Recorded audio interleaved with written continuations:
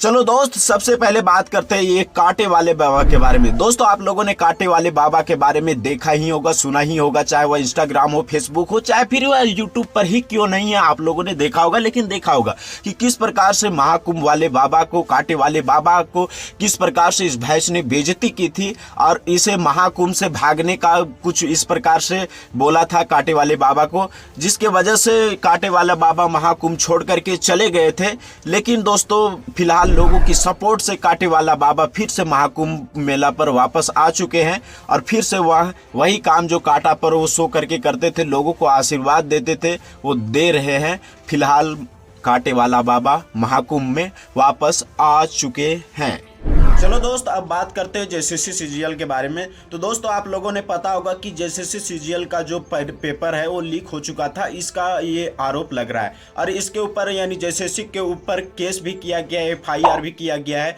तो फिलहाल दोस्तों, ये मामला कोर्ट पर चला गया और कोर्ट पर दोस्तों कोर्ट ने जो फाइनल फैसला सुनाने की बात की है वो 26 मार्च का टाइम लिया है। इस पर दोस्तों जेसीसी सीजीएल ने सबसे पहले जो मोबाइल थे वो 9 मोबाइल अभी तक उन्होंने जब्त किया है और उस पर कड़ी से कड़ी रिसर्च चल रही है और जल्द ही जेसीसी सीजीएल का फैसला आ जाएगा कि आखिर री एग्जाम होगा या फिर नहीं होगा। ये आप रिपोर्ट देख सकते हैं। उसको दोस्त, अब बात करते हैं अगली खबर के बारे में। तो अगली खबर ये है कि आप लोगों ने यूट्यूबर मनोज दे को तो जानते ही होंगे, वही यूट्यूबर जो धनबाद वाले जो यूट्यूब पर सिखाते हैं कि किस प्रकार से आप वीडियो बनाएंगे, किस प्रकार से अपलोड करेंगे, ये सारी चीज़ें सिखाते हैं। आप लोगों ने इसके बारे में जाना ही होगा। और इन्होंने यूट्यूबर मनोज दे ने नया फॉर्चूनर लिया था 58 लाख का, ये भी आप लोग जानते होंगे। तो फिलहाल दोस्तों, ये फॉर्चूनर है वो ठोक चुके हैं, यानी इन्होंने फॉर्चूनर है, मनोज दे का जो फॉर्चूनर है वो किसी ऑटो वाला का टक्कर मार देता है और ऑटो वाला बहुत ही गंभीर तरीके से घायल हो जाते हैं और उसको फिलहाल हॉस्पिटल पर एडमिट किया गया है और उसकी हालत अभी नाजुक है, यानी वो अभी होश पर है, बोल चाल सब कुछ कर रहा है, उनका सर अभी फट चुका है। और मतलब जो ऑटो वाले जो ड्राइवर थे जिनको इन लोगों ने टक्कर मारा, फॉर्चूनर से धक्का लगा, उसका कहना है कि मनोज दे जो है वो नशे पर गाड़ी चला रहे थे, जिसके वजह से मेरे ऊपर आकर के उन्होंने ठोका था। जबकि मनोज दे का कहना है कि हम उस फॉर्चूनर पर थे ही नहीं, हाँ फिलहाल जो मेरा भाई था वो फॉर्चूनर का चाबी लेकर के गया था घूमने के लिए, हमें पूछा भी नहीं और वो फॉर्चूनर लेके चला गया और उन्होंने ही गाड़ी चला रहा था, स्पीड गाड़ी चला रहा था, जिसकी वजह से ऑटो ड्राइवर को टक्कर लग गया और उसका मतलब हालत है वो नाजुक है थोड़ा, वो जल्द ही ठीक हो जाएगा। और ये सारा खर्चा मनोज दे उठा रहे हैं, वो ऑटो ड्राइवर का जो भी खर्चा होगा वो मनोज दे देंगे। तो दोस्तों, फिलहाल मनोज दे का जो फॉर्चूनर है, जो उड़ रहे थे कि हमने यूट्यूब की कमाई से फॉर्चूनर ले लिया, उस फॉर्चूनर का ये हाल है।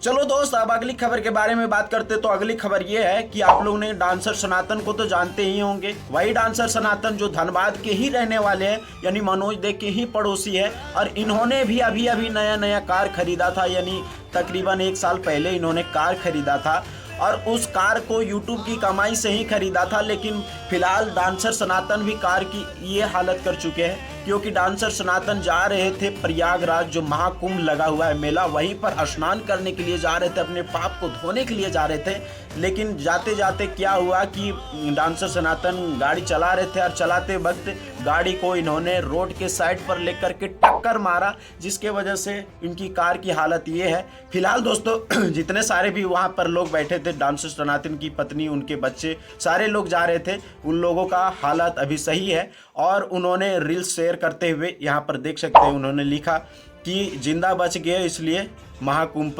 महाकुंभ की जो संगम नदी थी उस पर हम लोग डुबकी लगा रहे, कुछ इस प्रकार से उन्होंने रील शेयर किया। दोस्त, अब बात करते हैं अगली खबर के बारे में। तो अगली खबर ये है कि आप लोगों ने हेमंत सोरेन को तो जानते ही होंगे, जो हमारे झारखंड के मुख्यमंत्री है। उस हेमंत सोरेन से पूछा गया कि हमारे मतलब राज्य पर सरकारी जॉब, सरकारी नौकरी का वैकेंसी क्यों नहीं निकल रहा है। तो हेमंत सोरेन ने कुछ इस प्रकार से जवाब दिया। हमारा गांव देहात का खेतीहर महिलाएं, खेतीहर परिवार आज इस पैसे से 10 मुर्गी खरीद सकता है 1 महीने में, अगला महीना फिर 10 मुर्गी खरीद सकता है, अगला महीना फिर 10 मुर्गी, 40-50 मुर्गी रख करके चूजा भी पैदा कर सकता है और अंडा भी पैदा कर सकता है और बाजार में भी बेच सकता है। तो दोस्तों, देख सकते हैं कि हेमंत चाचा एकदम पूरा झारखंड पर जितने भी मैया योजना का जो पैसा दे रहे हैं उससे बोल रहे हैं कि इस पैसा से लोग 1 मुर्गी 10 मुर्गी खरीद सकते हैं और उस 10 मुर्गी से एकदम अंडा का पैदा होगा, उसके बाद अंडा से बच्चा निकलेगा और इससे एकदम रोजगार पूरा एकदम भरपूर हो जाएगा हमारे झारखंड पर और एकदम चंगना निकलेगा, बड़ा मुर्गा होगा। चखना पर जोर दे रहे हैं हमारे राज्य के मुख्यमंत्री जी हेमंत सोरेन मैया योजना का पैसा देकर के।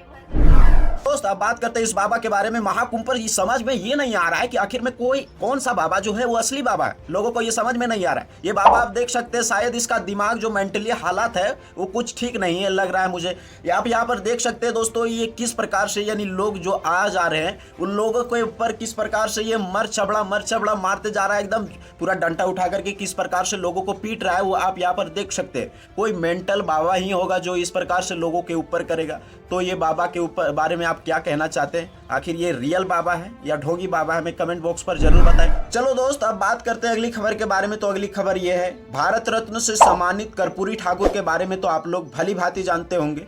दोस्तों कर्पूरी ठाकुर बोल दिए हैं कि जितने भी दलित पिछड़ा ओबीसी समाज के लोग हैं उन लोगों को हथियार देनी चाहिए। उन लोगों के हर एक लोगों के पास हथियार होना चाहिए, क्योंकि अगर जनरल कैटेगरी के लोग मतलब हथियार रख सकते हैं, उनको हथियार रखने की अधिकार है, उन्हें लाइसेंस दिया जा सकता है, तो जितने भी एसटी एससी ओबीसी समाज के लोग हैं, पिछड़ा दलित जितने भी लोग हैं उन लोगों के पास भी हथियार होनी चाहिए।